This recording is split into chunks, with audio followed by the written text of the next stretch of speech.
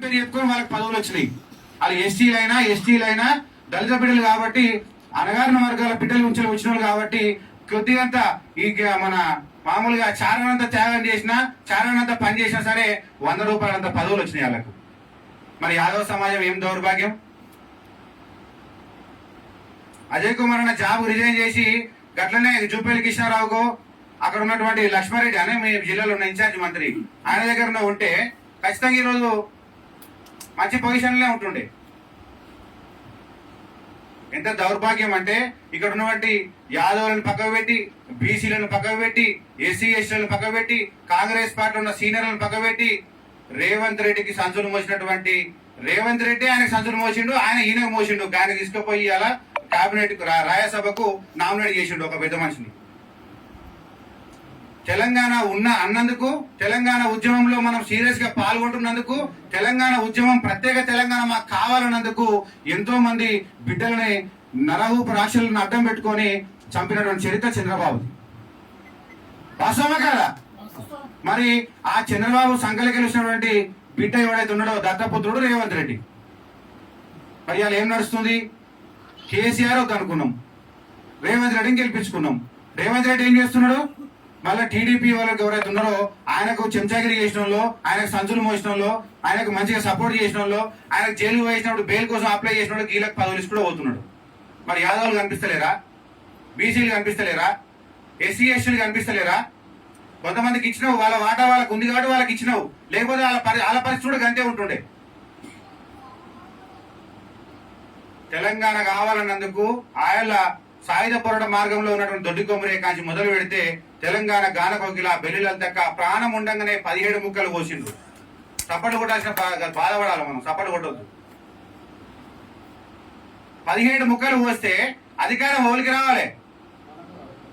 గుండి ఇరిగిపోకుండా 14 ఏళ్ళు తెలంగాణ ఉద్యమం చేసినట్టు నటించిన కేసీఆర్కి ఏమో 10 ఏళ్ళు ముఖ్యమంత్రి అవుతాడు. రిటైర్డ్ అధికారులతోటి ప్రజెంట్ ఉన్నటువంటి ఐఏఎస్ ఐపీఎస్ అధికారులతో ట్రైనింగ్ ఇప్పించి వాళ్ళ బిడ్డకు వాళ్ళ అల్లునికి వాళ్ళ కొడుకు ట్రైనింగ్ ఇప్పిస్తే వాళ్ళు మంత్రులు అవుతారు, ఎంపీలు అవుతారు. మరి త్యాగం చేసిన కుటుంబంలో ఉన్నటువంటి మేము కావచ్చు, ఈ జాతి బిడ్డలు కావచ్చు, ఎవరన్నా త్యాగం మీద వచ్చి ఎవరన్నా ఆ తెలంగాణ ఉద్యమంలో పాల్గొన్న వాళ్ళు వచ్చి మన జాతికి వెళ్ళి పుట్టినటువంటి వాళ్ళు ఎవరన్నా రాజ్యసభ రాజ్యాంగ పదవులు తీసుకున్నారా?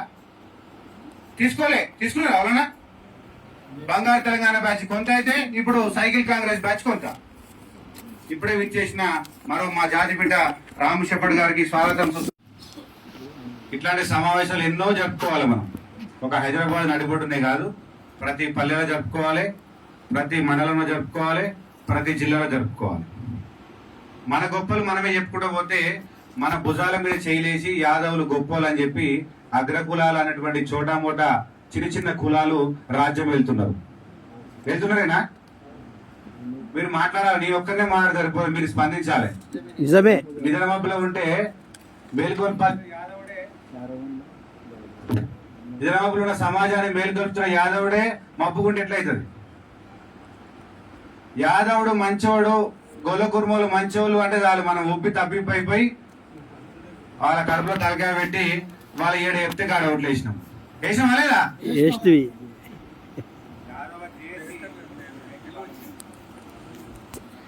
ఇంకో మైక్ తీసుకో. యాదవ్లకు ఒక సమస్య ఉంది. ఏం సమస్య అంటే ఎవరు మెచ్చుకుంటే వాళ్ళ వెళ్ళే కూర్చుంటాం, లేకపోతే కడుపులో తలకాయ పెడతాం. ఇంకాస్త ప్రేమ ఎక్కువైతే వాళ్ళ కాలకాడవై కూడా కూర్చునే పరిస్థితి ఉన్నది. నేను మాట్లాడిన మాటలు బాధ అనిపించినా ఇది వాస్తవం. మనతోటే మన కంట్లో ఒడిపించేటువంటి పరిస్థితులు యాదవులు కేవలం మెచ్చుకుంటే సరిపోతుంది. ఆడు మనోడైనా సరే పోయి వాని ఈపోలోడు వస్తాడు. కొన్ని సమస్యలు ఉన్నాయి. మేధావుల సదస్సులో మాట్లాడాల్సింది సమస్యలే మాట్లాడుకోవాలి. మనల్ని మనం పొగుడుకుంటే రాజ్యం రాదు. మా నాగుల శ్రీనివాసన్ ఎప్పుడు మాట్లాడుతుంటాడు, మా నాగుల వేణన్న మాట్లాడుతుంటాడు, మా అజయ్ కుమార్ అన్న దాదాపుగా నాకు ఓటకు వచ్చిన కాంచెలు పరిచయం అజయ్ అన్న నాకు. అట్లే మా నక్క ఉమేష్ అన్న, వీళ్ళందరూ వేదిక మీద పెద్దలందరూ కూడా, మా మన చిలకల శ్రీని అయితే నిరంతరం అసెంబ్లీలో ఉన్న స్పీకర్ కూడా ఎప్పుడు మాట్లాడుతూ ఉంటాడు. మనం చైతన్యం కావాలి. మూలాలు పట్టుకోకుండా చైతన్యం రాదు. నేను మాట్లాడేటివి పెద్దలకైనా చిన్నలకైనా కొద్దిగా బాధ అనిపించినా భరించురు. ఎందుకంటే రాజ్యాధికారానికి చాలా ఆమడ దూరంలో ఉన్నాం. శ్రీనివాస్ అన్న కరెక్టేనానే? ఒకరినో పొగుడుకుంటున్నో ఇద్దరినో పొగుడుకుంటున్నా రాజ్యాధికారం రాదు. మన ముందు తరం వాళ్ళు ఏం చేసిండ్రు, మనం ఏం చేస్తున్నాం, మన తర్వాత తరంకి ఏం నేర్పిస్తున్నాం, ఈ విషయాలు మనం గమనించినప్పుడే రాజ్యాధికారం కాదు కదా, రాజకీయ అధికారం వైపు అడుగులు పడతాయి. అడుగులు మాత్రమే పడతాయి. రాజకీయ అధికారం వేరు, రాజ్యాధికారం వేరు. ఇప్పుడున్న పరిస్థితిలో మన మంత్రి ఉన్నాడా? మాజీ మంత్రులు, మాజీ ఎమ్మెల్యేలు అని చెప్పుకోవాల్సిందే కదా. ఒక ఆయనని గెలిపించుకున్నాం, మొత్తం కష్టమో నష్టమో హైదరాబాద్ నడిపొట్టున ఒక ఆయనని గెలిపించుకున్నాం. సంతోషపడదాం మన జాతి బిడ్డ గెలిచినందుకు. ఇంకొక ఆయన భువనగిరి, యాదాద్రి భువనగిరి జిల్లాలో గొల్లకుర్మ సామాజిక వర్గం ఇంకొక వ్యక్తిని గెలిపించుకున్నాం. బిడ్డ నువ్వు మస్తు ఖర్చు పెట్టినావు మా కోసం అని చెప్పి ఆయనకు పదవి ఇచ్చారు, ప్రభుత్వ విప్పు. అంతే. రేవంత్ రెడ్డి గారికి పోయి మంత్రి పదవి కావాలంటే ఈ విప్పించుడే నీకు ఎక్కువ అని చెప్పి మాట్లాడాడు రేవంత్ రెడ్డి. మేధావుల సదస్సు కాబట్టి మాట్లాడుతున్నా. సభలు అయితే మాత్రం కేవలం పొగడతలే ఉంటాయి. సభల మిమ్మల్ని పొగడాలి, షేర్మీలను పొగడాలి, నన్ను నేను పొగుడుకోవాలి. మీరు గొప్పోళ్ళు, వీళ్ళు గొప్పోళ్ళు, నేను ఇంకా తీసుమార్గానని మాట్లాడుకోవాలి. కానీ వాస్తవాలు మాట్లాడుకున్నప్పుడే అధికారం వైపు అడుగులు పడతాయి. బీర్లేలే గారు కర్ణాటక మాజీ ప్రస్తుత సీఎం సిద్ధరామయ్య గారితో రేవంత్ రెడ్డికి ఫోన్ చేయించి మా జాతిలో ఎవరు, మన నవీన్ యాదవ్ గారు గెలవ ముందుకు మా జాతిలో ఒకరిని గెలిచినా ఇంకొకైనా గెలిచిండు, ఆయన బీఆర్ఎస్ పార్టీలో ఉన్నాడు, నాకు మంత్రి పదవి కావాలంటే నీకు ఇది ఇచ్చుడే ఎక్కువ, అది కూడా నువ్వు మాకు కొంత ఖర్చు పెట్టి ఆ జిల్లాలో కొంతమందికి ఖర్చు పెట్టినావు కాబట్టి, రియల్ ఎస్టేట్ వ్యాపారం చేసి 10 రూపాయలు సంపాదించుకొని ఖర్చు పెట్టావు కాబట్టి ఈ ప్రభుత్వం విప్పు ఇచ్చినాము, ఎక్కువ మాట్లాడితే ఇది కూడా ఉండదు, నీకు పోటీగా చాలా మంది బీసీ నాయకులు అని చెప్పి ఐలే నోరు మోపించారు. మన దౌర్భాగ్యం ఏంటంటే మన దాంట్లో గెలిచిన వాళ్ళు గెలిచేదాకా జై యాదవ్, జై కులకుర్మ, నా సమాజమే నాకు ముఖ్యం, నా యాదవ కులమే నాకు ముఖ్యం అంటారు. గెలిచినాక మన జాతిని మర్చిపోతారు. మర్చిపోరా రవీంద్రన్న? మర్చిపోరా? ఆయన ఎందుకు అడుగుతున్నా అంటే మా లీగల్ సెల్ రాష్ట్ర అధ్యక్షుడు ఆయనే కాబట్టి ఆయన అడుగుతున్నా. జాతి కోసం కష్టపడి త్యాగం చేసిన వాళ్ళందరేమో అంధకారంలో ఉంటారు.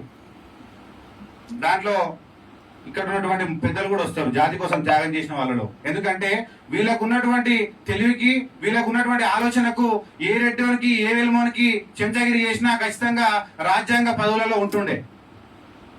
ఒప్పుకుంటారా? ఒప్పుకోరా? అజయ్ కుమార్ అని పోయి అక్కడ జూపేరు కిషారావుకి అనుకూలంగా ఉంటే ఎమ్మెల్యే కాకపోనా? మా నాగుల సీనన్న ఆ కోమారెడ్డికి మంచిగా ఉంటుంటే భువనగిరి ఎంపీ కాకపోతుండేనా? అయితే కాకపోతుండేనా? ప్రశ్నించే తత్వం యాదవ కులంలో ఉన్నది, కానీ అక్కడ లోపల కడుపులో మగ్గుతున్నారు. నువ్వు మంచోను అంటే ఆ ప్రశ్నించే తత్వం కడుపులో పెట్టుకొని నన్ను మంచిగా అంటాడు కాబట్టి వంతరు నేను ఎందుకు పోవాలి అని చెప్పరావు. మల్లురావుకి డీజిల్ పైసలు ఇచ్చి నువ్వు మొత్తానికి మంచో చెడో నువ్వు బహుజనుడు భయ అని చెప్పి దగ్గర తీసుకున్న అజయ్ కుమార్ అన్న ఇంకా యాదవ చేసి కానీ మనం ఆ జాతిని మేల్కొల్పుతానే ఉన్నాడు. ఆయన మాత్రం సీఎం పక్కపండు పోయి ఎంపీగా ఉండి వాళ్ళ తమ్ముడు మల్లు పర్టికులర్ ఒక ఉప ముఖ్యమంత్రి అయిండు. వాళ్ళ కులం పనికొచ్చింది. ఎందుకంటే